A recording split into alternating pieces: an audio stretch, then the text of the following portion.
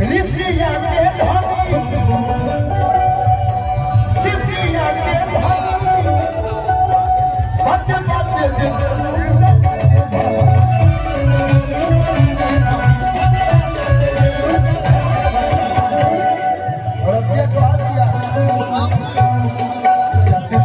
जय तो हम हक संभाल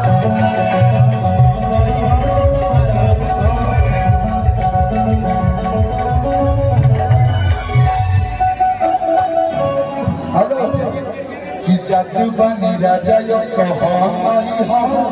तू संहारया कंधा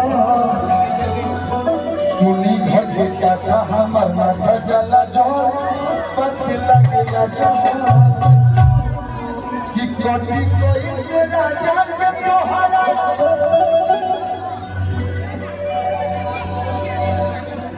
नाच रे पत्थर की नगीन जैसा संजीव चौरसिया जी बहुत बहुत धन्यवाद। एक गाना पर डांस करते हैं भैया वीडियो गाना है अरे कोटि कोई से राजा के तोहरा अरे दीना हाँ हाँ एकदम डाल देंगे वो थोड़ा ना दूसरे से करते हैं हम ही करते हैं। हाँ अभी थोड़ा इंजन गरमा रहा है धीरे धीरे गरमा टाइम लगता है काम करें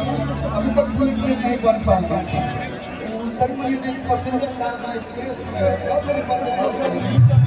कि अरे कोटि कोई से राजा के तोहरा अरे दुनिया अरे आई कैसे तो तोहरे नाम अच्छा प्यार ही नेपाल छोड़ के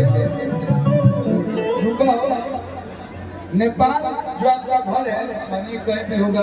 वीरगंज रक्सौल या नेपाल काठमांडू उधर छोड़ के आप नालंदा में रहिएगा बहुत अच्छे अच्छे लोग हैं आपके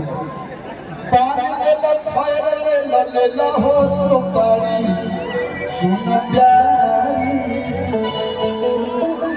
जैसन जैसन मारो देखो जब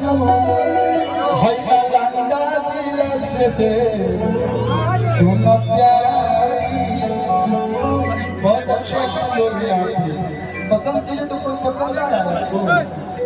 इधर नया लोग हैं उधर थोड़ा रोजगार लोग हैं जिसको भी आप पसंद कीजिएगा जगत है जब लड़का एकदम परेशान